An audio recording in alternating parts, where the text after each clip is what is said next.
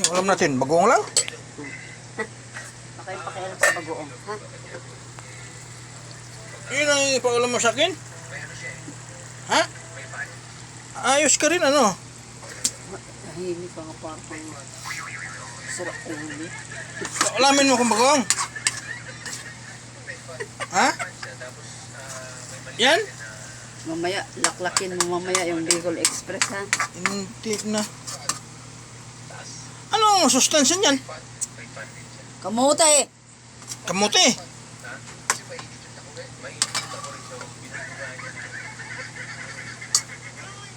Ama. Sus, urod mo.